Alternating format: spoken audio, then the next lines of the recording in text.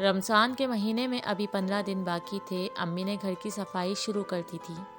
روز گھر کے کسی نہ کسی حصے کی صفائی ہو رہی تھی۔ ہم ہر سال یہ دیکھا کرتے ہیں، امی کہتی ہیں کہ یہ مبارک مہینہ مہمان بن کر مسلمانوں کے پاس آتا ہے اور بے شمار فضیلتوں اور برکتوں کو تحفہ ساتھ لاتا ہے۔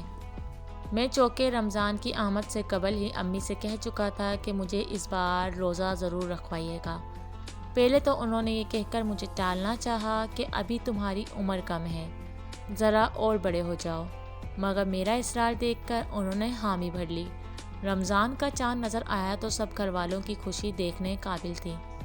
خوش تو میں بھی بہت تھا کہ رمضان کی بہاریں دیکھنے کو ملنی ہیں۔ سب گھر والوں نے ایک دوسرے کو رمضان کے مہینے کی مبارکباد دی۔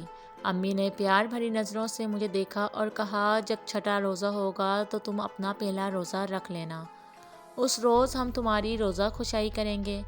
امی، کل کیوں نہیں؟ میں نے پوچھا تو انہوں نے پیار سے میرے سر پر ہاتھ پھیرتے ہوئے کہا، بیٹا، روزہ کھشائی کی تیاری اور مہمانوں کو دعوت دینے میں کچھ وقت تو لگے گا۔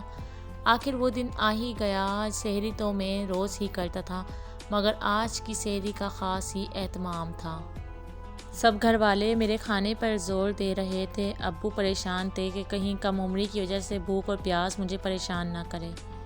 اتنی دیر میں اذان فجر ہوئی اور ہم مسجد کی طرف چل دیے۔ واپس آ کر سب نے تلاوت قرآن پاک کی۔ بعد میں ابو نے علیحدہ سے تلاوت اور ترجمہ سنا کر ہمیں سمجھایا۔ کچھ دیر بعد سب دوبارہ اپنی نیند پوری کرنے کے لیے لیٹ گئے۔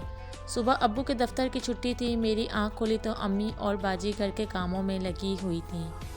امی نے شفقت بھری نظروں سے مجھے دیکھتے ہوئے کہا کہ جاؤ، سو جاؤ، میں ظہر کے وقت بھی تمہیں جگا دوں گی۔ مگر میری نیند تو پوری ہو چکی تھی، اس لیے میں پڑھائی میں مصروف ہو گیا۔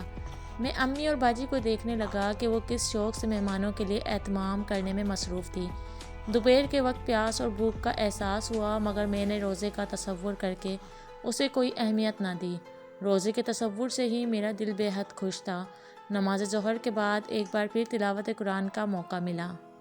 اس کے بعد میں رسالے کے مضامین اور کہانیاں پڑھنے لگا۔ امی اور باجی باورچی خانے میں افطار کی تیاری میں مصروف ہو گئیں۔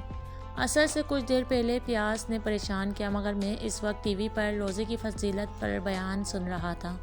عصر کے بعد بھوک اور پیاس کی شدت میں اضافہ ہوا۔ اس وقت امی باورچی خانے میں کام سے فارغ ہو چکی تھی۔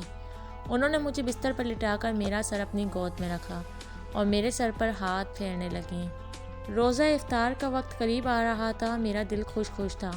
پہلا روزہ مکمل ہونے والا تھا۔ کچھ مہمان آ چکے تھے اور باقی مہمانوں کی آمد جاری تھی۔ اذان مغرب کے ساتھ ہی میں نے سب کے ساتھ روزہ کھولنے کی دعا پڑھی اور کھجور اور پانی سے روزہ افطار کیا۔ اس کے بعد شربت، پھل اور سموسے کھانے کے بعد نماز پڑھی۔ روزہ رکھ کر جو روحانی خوشی مجھے ملی تھی، اس نے میرا شوق اور بڑھا دیا تھا۔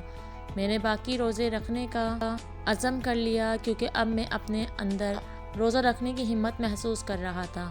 سب عزیزوں اور گھر والوں نے مبارکباد دی اور تحفے بھی دیے۔ کھانے کے بعد مہمان رخصت ہو گئے اور ہم نماز عشاء اور تراویح کے لیے مسجد کی طرف روانہ ہو گئے۔